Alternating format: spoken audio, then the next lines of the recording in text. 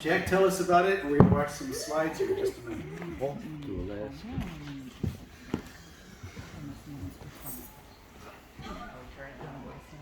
So whenever an opportunity came up whenever I had an opportunity to take a short-term mission trip in the past, I always had an excuse. I was working, too busy, whatever.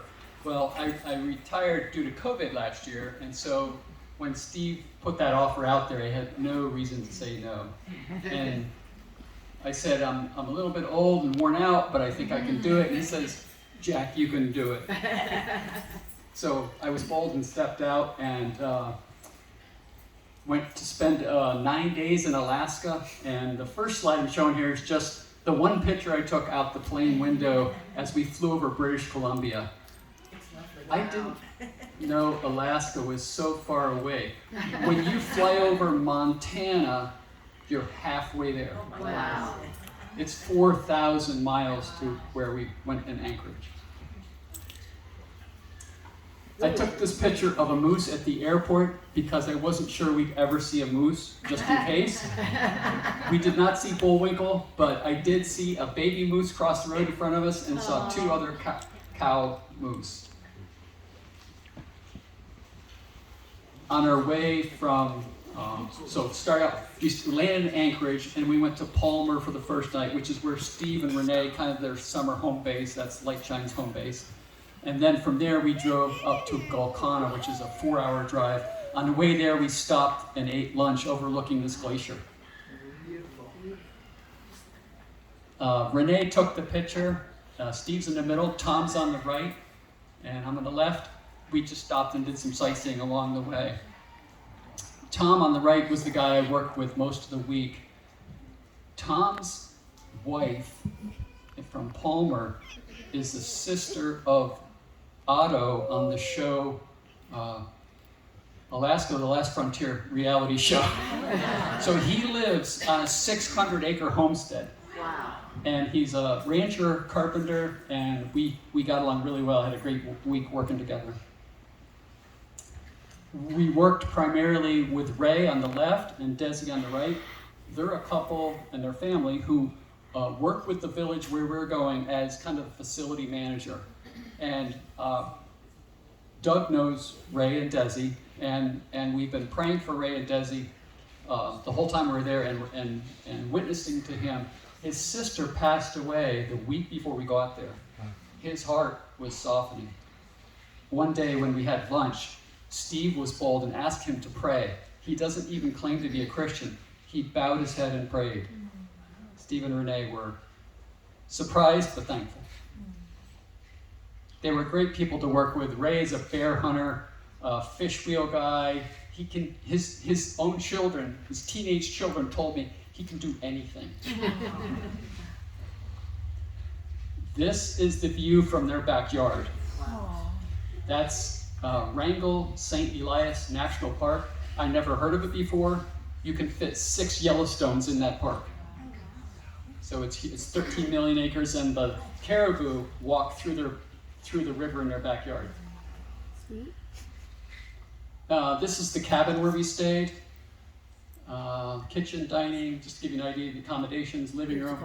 It was very comfortable, but sloped.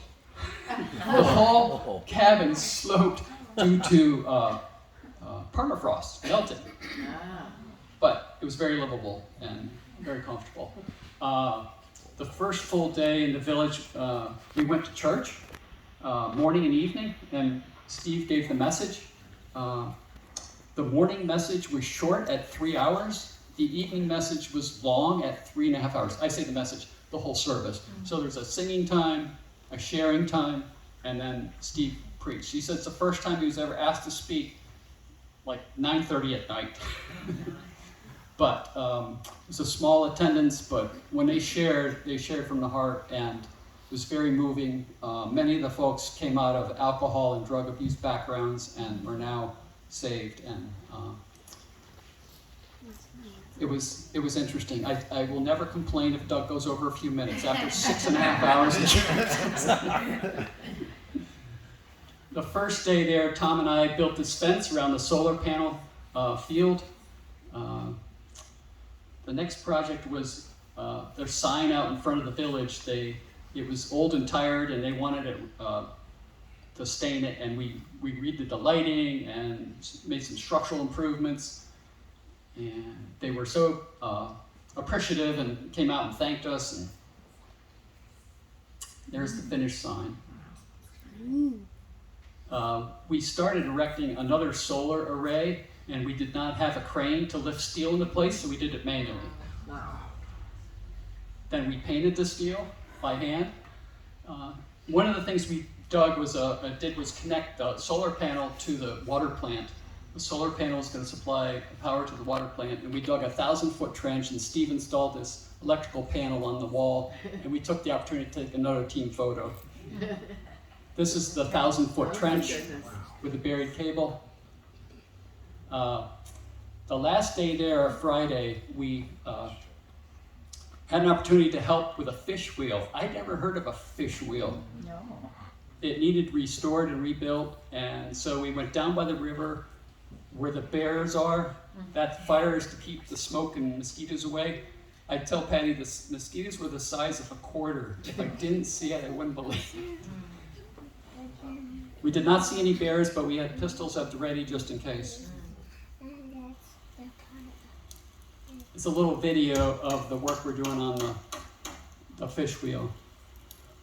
Only people who live subsistently can get a permit to put a fish wheel in the river, and they're allowed to catch thousands of pounds of fish every year, but they cannot sell them. They either have to eat them themselves, give them away, share them with us, or get this, they feed them to the dogs.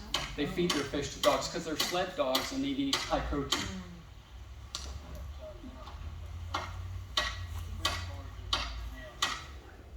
Okay, a little clip to give you an idea of that. And this is our lunch break, sandwiches with the mosquitoes and bears watching. And this is the fish wheel complete down in the river. And there's a short video after this I'll show you, but the water is 40 degrees, flowing fast. And the way the fish wheel works, the stream's going this way, the fish are going that way, and the power of the river turns it like a paddle wheel and scoops the fish up and puts them in the box. And so we worked from 9 in the morning until 2 o'clock getting it working, and it was working but didn't catch any fish until later that day when we heard in our travels that it had caught 35 fish in the first 6 hours. And these are 15 to 20 pound king salmon that sells in the States for up to $70 a pound. It was dangerous because it's glacial water, and if you fall in, your clothes filter the silt out, and you get real heavy real fast and sink to the bottom. I did not go out there. And this is a little clip, maybe. Let's see if here we go. It actually catches one fish here, and this happened after I left, but I wanted to show you the clip. It's coming. It's coming. That's the long one? Is it the next one? We'll just wait it out.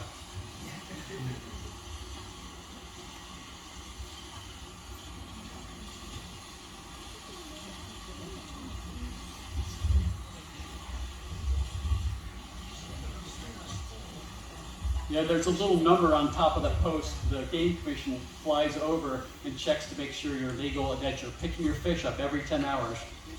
Once you put this in the water, you have to check it every 10 hours. There's a rhythm to it. When you're there, it's kind of peaceful. The river's going by. Kind of, okay, it's coming up right after the rock. There we go. There it is. Wow. Right into the box. So this is why the bears hang out there. They can easily reach that from shore. So.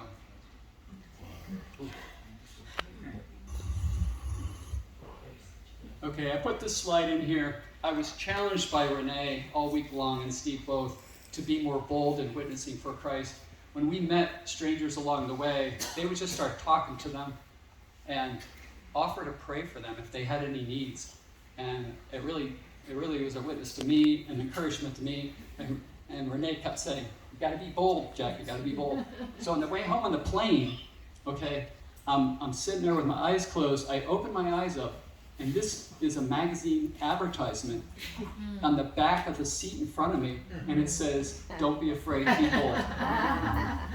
I sent this to Renee. I put this in here just so you can see what the Bears were after. So I'd encourage any of you who are thinking about a short-term mission trip of any type, just be bold and step out in faith. I got plenty of support from all you folks and friends and family.